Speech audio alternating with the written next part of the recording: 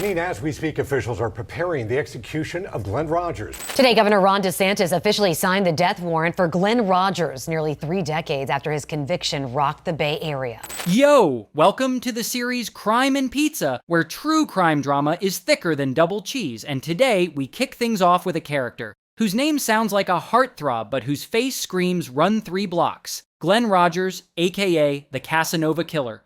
But trust me, this guy ain't Casanova. He's a walking nightmare wrapped in a heart-shaped disguise. On May 15th, 2025, he was executed by lethal injection. Born in 1962 in Ohio, Glenn was one of 7 kids in a family as crowded as a schoolyard soccer match, with a dad working at a paper mill and a fiery red-haired mom. A warm home? Nope. This place was so toxic even Netflix passed on making a documentary about it. Smart? Yes. Stable? Absolutely not. Glenn dropped out of school at 16, like rage quitting a Facebook group, then married a 14-year-old at 17. Not exactly a high school romance, more like the pilot episode of a failed drama. 2 kids, 1 broken marriage, and yep, he was accused of beating his wife. From there, Glenn entered what we'll call his nightmare hobo phase. Drinking, fighting, petty theft. Basically, if life were a game, Glenn clicked hard mode, arrest me fast. But the real story begins when a man named Mark Peters, 71, an Air Force vet, reached out a helping hand. He let Glenn stay in his home, gave him a second chance. And Glenn didn't repay that kindness. He repaid it with a corpse. And that, my friends, is just the opening act. Want to see how Glenn keeps up his Casanova streak? Stay tuned for part 2, where his murder tour kicks off like a blood-soaked travel itinerary. Glenn Rogers, aka the Casanova Killer, roamed while soaking in blood. The next chapter began when he returned to his hometown of Hamilton, Ohio in 1993 with the trifecta: broke, homeless, and 0 shame.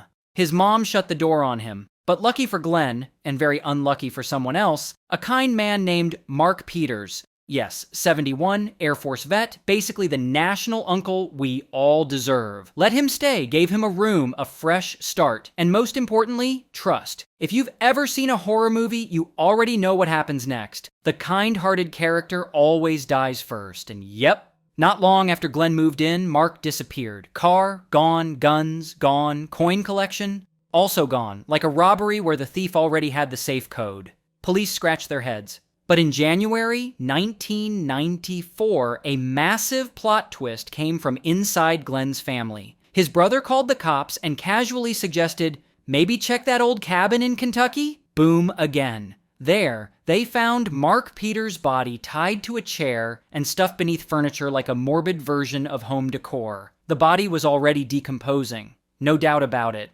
Glenn murdered the only man who gave him a second chance. Guys, Glenn didn't just betray. He kicked karma in the face and threw morals into a blender. And this? This was just the appetizer for a multi-state murder buffet. Because after that, Glenn evolved into a murdering backpacker, starting a journey from California to Mississippi to Florida, where every time he checked in, someone checked out for good. All right. Now it's 1995, and Glenn Rogers is on a spree in California, where he'll meet his next victim, Sandra Gallagher. She's 33, a mother of 3, and had just won $1,250 in the lottery. Sounds like the start of a lucky day, right? Wrong. That lottery ticket may as well have been a pre-written script for a CSI episode, but no one got the chance to change the ending. Sandra met Glenn at McRed's bar. They drank, laughed, danced, like a trailer for a romantic movie. But here's the kicker. That movie was directed by the devil. The next morning, Sandra's body was found in a burning truck.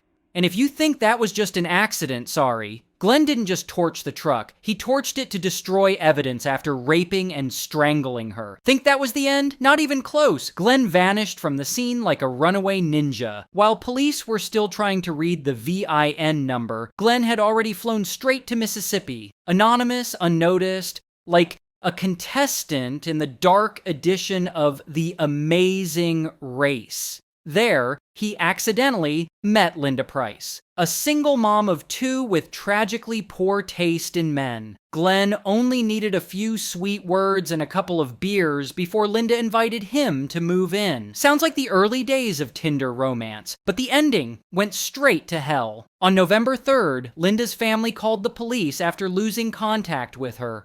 Officers arrived to find her dead in the bathtub, completely naked with 4 stab wounds, 2 to the chest, 2 to the back, and a throat slit so deep it looked straight out of a hardcore horror flick. And here's the spine-chilling detail. On the bathroom mirror, someone had written in lipstick, "Glenn, we found you." Like a message from the mafia or a detective who watches too much soap opera. But the cops said, nah. It was a setup, a misdirection. Glenn was playing the fake threat card to throw off suspicion and freak everyone out. And guess what? He disappeared again, this time heading for Louisiana, and continued his murder spree like it was his own morbid version of a travel blog. Every time Glenn shows up, a woman disappears. After the Linda Price case, Glenn pulled another vanishing act, this time to Tampa, Florida. He checked into the Tampa 8 Inn using cash, paid for 3 nights, asked for no Wi-Fi, no complimentary breakfast,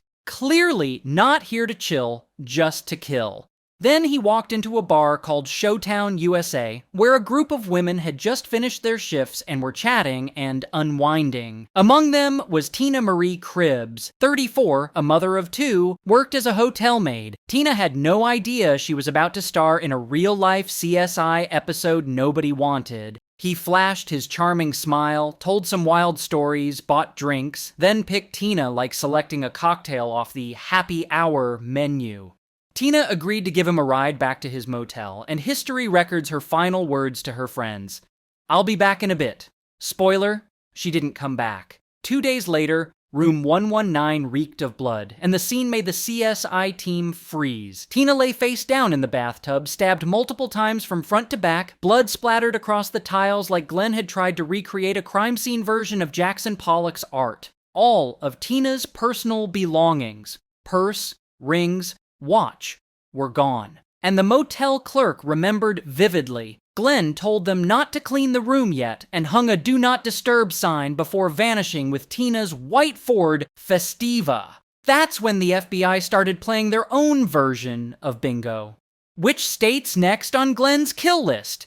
Spoiler, the list wasn't done yet. Fresh off his Florida crime, with 1 stolen car and another life taken, Glenn resumed his blood-stained travel show, circling back to Louisiana, where he had skipped over a potential target, Andy Sutton. Andy was a 37-year-old woman, single, living with a roommate, and most importantly, she had 0 suspicions about Glenn. When he showed up again, Andy welcomed him like a long-lost ex back from rehab. Unclear what kind of rehab, but definitely not one for murder addiction. They went out drinking, laughing, having a good time like the dark past never existed.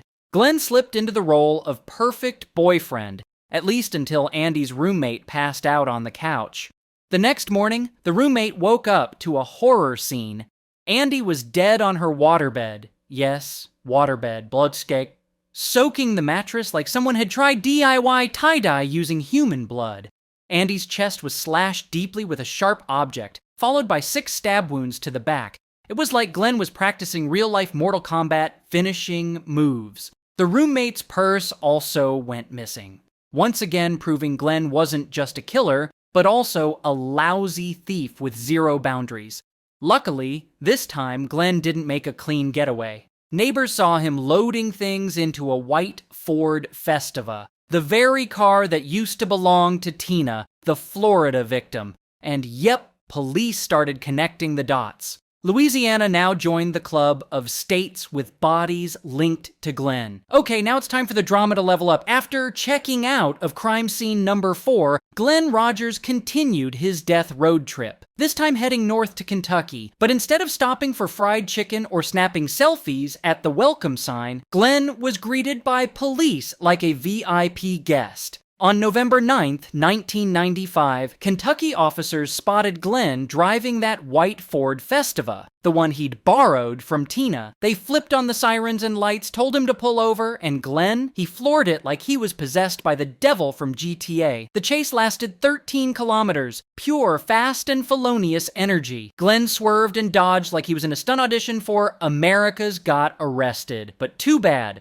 the cops weren't NPCs. A patrol car rammed him off the road and boom, game over.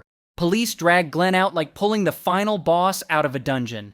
His face? Totally calm. Probably thinking, any other cops want to catch me? I haven't finished my scene yet. By then, 3 states were lining up with a full combo of charges. California, 1 murder. Mississippi, 1 murder. Florida, 1 murder. Louisiana waved in, count me in too. Basically, if Glenn were playing Monopoly, he'd land on the go to jail card. Do not pass go. Do not collect $200. After a chase longer than a low-budget action film, Glenn Rogers was officially in the pot. Not the rice cooker, the electric chair kind of pot. In 1997, Glenn was sentenced to death in Florida for the murder of Tina Cribbs. But that wasn't all, Skeet. California wanted a full set, too, handing down another death sentence for killing Sandra Gallagher. End result? Glenn became one of the very few people sentenced to death in 2 different states. The true ultra-rare execution combo. And if you thought he'd go quietly, nope. Glenn suddenly popped up as a cameo in the O.J. Simpson case. Yep. In a 2012 documentary, Glenn claimed he was the real killer of Nicole Brown Simpson and Ron Goldman. His reason? OJ had hired him to break in and might need to kill. So what happened next? Police shook their heads. This guy's making stuff up. The victims' families were harsher. We've got solid evidence. Glenn, quit the act. Long story short, nobody bought it. Glenn was talking more than a banned TikToker on backup accounts. Time passed, appeals failed, no one came to save him. On May 15th, 2025, after 28 years on death row, basically soaking in death marinade, Glenn was woken up at 3:45 a.m., not for yoga, but to get ready to die. His last meal? Pizza, chocolate cake, and soda. Sounds like a 3rd grade birthday party, but for Glenn, it was a farewell buffet. Before the final hour, he got one last visit with his wife and a close friend who helped with appeals. Probably not to talk about cartoons. When asked for any last words, Glenn looked at his loved ones and said touching things, then turned to the victims' families and said, I know you still have many questions. I promise one day they'll be answered. And hopefully, that brings closure. Then did a hard swerve. President Trump, keep making America great.